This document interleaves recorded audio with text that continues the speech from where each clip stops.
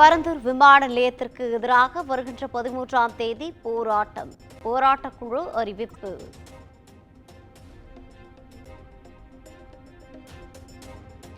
அறநிலைத்துறை மூலம் கல்லூரிகள் கட்டப்படுவதை தான் எதிர்க்கவில்லை என இபிஎஸ் விளக்கம்.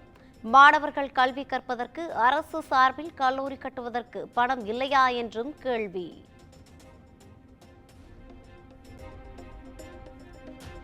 2026 தேர்தலை முன்னிட்டு உங்களுடன் ஸ்டாலின் என திமுகவினர் வீடு வீடாக செல்வதாக எடப்பாடி பழனிசாமி விமர்சனம்.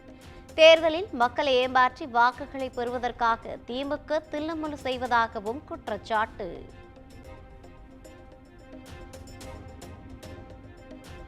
பாஜகவிற்கு இதுவரை டப்பிங் வாய்ஸாக இருந்தவர் தற்போது ஒரிஜினல் வாய்ஸாக இபிஎஸ் மாறிவிட்டார். துரோகம் செய்துவிட்டு என்ன பயணம் செய்தாலும் மக்கள் ஏற்க மாட்டார்கள் என முதலமைச்சர் மு.க. ஸ்டாலின் பேச்சு. அன்புமணி பெயருக்கு பின்னால் தன் பெயர் வரக்கூடாது என ராமதாஸ் அறிவிப்பு. இன்ஷியலை வேண்டுமானால் அன்புமணி பயன்படுத்திக் கொள்ளலாம் எனவும் பேட்டி.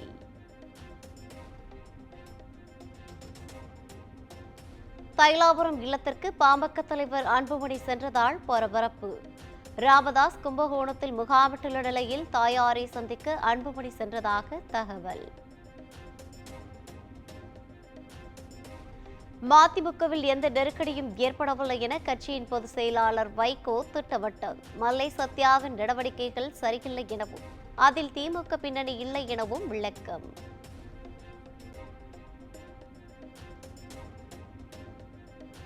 துரோகி பட்டம் கொடுத்து மதிமுகவிலிருந்து வெளியேற்ற முயற்சி. வைகோ மீது மல்லை சத்யா பரபரப்பு குற்றச்சாட்டு. சாத்தூரில் நடந்த மதிமுக கூட்டத்தில் செய்தியாளர்கள் தாக்கப்பட்ட சம்பவத்திற்கு துரை வைகோ வருத்தம். செய்தியாளர்களை தான் சந்திக்கும் பொழுதெல்லாம் தோழமை உணர்வோடு பழகி வருவதாகவும் விளக்கம். 40 கோடி ரூபாய் மோசடி புகாரில் தற்கொலை செய்து கொண்ட தனியார் பால் நிறுவன மேலாளர் நவீன் மரணத்தில் மர்மம் என அண்ணாமலை புகார். வழக்கு பதியாமல் நவீனை விசாரித்து வந்த துணை ஆணையர் பாண்டியராஜன் திடீரென விடுமுறையில் சென்றது ஏன் என்றும் கேள்வி.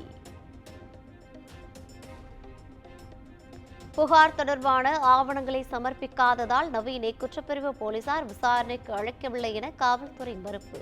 சம்பவம் தொடர்பாக விசாரணை நடத்தி அறிக்கை அளிக்க சென்னை பெருநகர மேற்கு மண்டல காவல் இணை ஆணையருக்கு உத்தரவிட்டுள்ளதாகவும் விளக்கம்.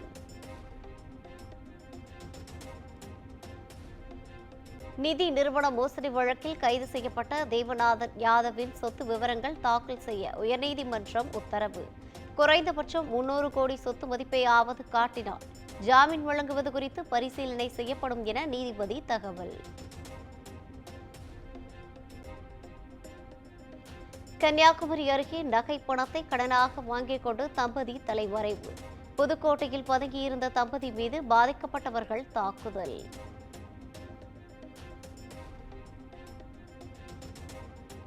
படகுகளில் தமிழக வெற்றிக் கழகம் என்று குறிப்பிட்டிருந்த மீனவர்களுக்கு மானியம் வழங்க மறுப்பதா மாபெரும் போராட்டத்தை எதிர்கொள்ள வேண்டியிருக்கும் என தவிக தலைவர் விஜய் கடும் எச்சரிக்கை.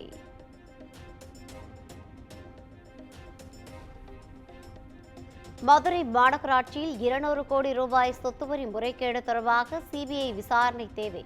முறைகேடு குறித்து தமிழக அரசு இதுவரை எந்த விளக்கமும் அளிக்காதது ஏன் என்றும் அன்புமணி கேள்வி.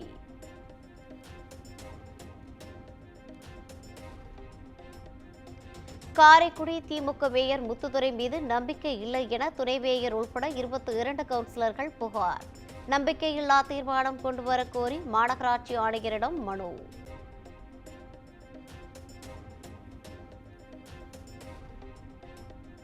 ஜெயங்கொண்டம் அருகே பொன்னாற்று வாய்க்காலில் கரை புரண்டோடும் வெள்ளத்தால் 75 ஏக்கர் நெற்பயிர்கள் நீரில் மூழ்கி சேதம்.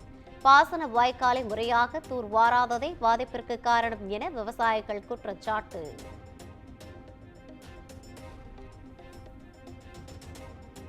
விபத்தில் பாதிக்கப்பட்ட கூலி தொழிலாளிக்கு 2017ஆம் ஆண்டு தீர்ப்பாய உத்தரவின்படி இழப்பீடு வழங்காதது தொடர்பான வழக்கு. தனியார் நிறுவன மேலாண் இயக்குநரை கைது செய்ய வாரண்ட் பிறப்பித்து சென்னை மோட்டார் வாகன விபத்து இழப்பீடு தீர்ப்பாயம் உத்தரவு.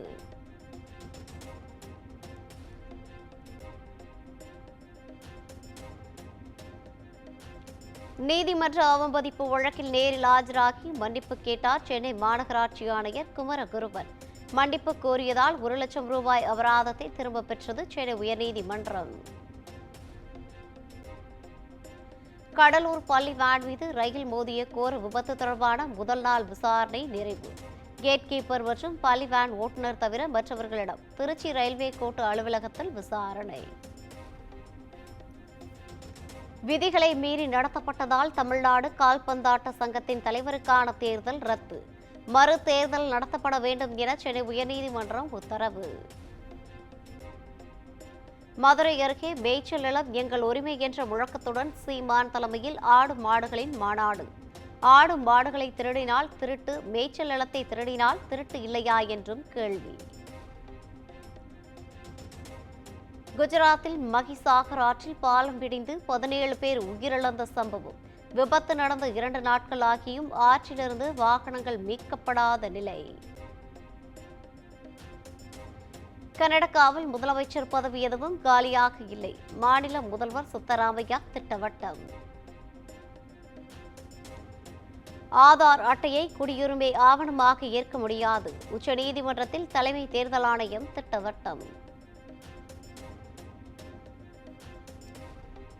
வாக்காளர் பட்டியல் சிறப்பு திருத்தம் நாடு முழுவதும் அமலாகும். உச்சநீதிமன்றத்தில் தேர்தல் ஆணையம் தரப்பில் விளக்கம். பீகாரில் வாக்காளர் பட்டியல் சிறப்பு திருத்தம் மேற்கொள்ள தடையில்லை என உச்சநீதிமன்றம் அதிரடி. ஆதார், ரேஷன் கார்டு உள்ளிட்ட ஆவணங்களை ஆதாரமாக ஏற்குமாறு தேர்தல் ஆணையத்திற்கு பரிந்துரை. எங்களை பற்றிய வதந்திகளை பார்க்கும்போது நகைச்சுவையாக உள்ளது. விக்னேஷ் சிவனை விவாகரத்து செய்ய உள்ளதாக பரவிய தகவலுக்கு நயன்தாரா பதிலடி. மகாராஷ்டிராவில் பள்ளி மாணவிகளை நிர்வாணப்படுத்தி மாதவிடாய் பரிசோதனை நடத்தப்பட்ட விவகாரம். தனியார் பள்ளியின் முதல்வர், 4 ஆசிரியர்கள், உதவியாளர்கள் என 8 பேர் போக்சோ சட்டத்தின் கீழ் கைது. ராஜினாமா செய்தாரா பாகிஸ்தான் அதிபர் ஆசிஃப் அலி சர்தாரி? சமூக வலைதளங்களில் வெளியான செய்திக்கு பாகிஸ்தான் உள்துறை அமைச்சர் மறுப்பு. இந்தியாவுக்கு எதிரான 3வது டெஸ்ட் போட்டியில் முதல் இன்னிங்ஸில் இங்கிலாந்து அணி நிதான ஆட்டம். முதல் நாள் ஆட்ட நேர முடிவில் 4 விக்கெட்டுகள் இழப்பிற்கு 251 ரன்கள் இங்கிலாந்து அணி சீர்ப்பு.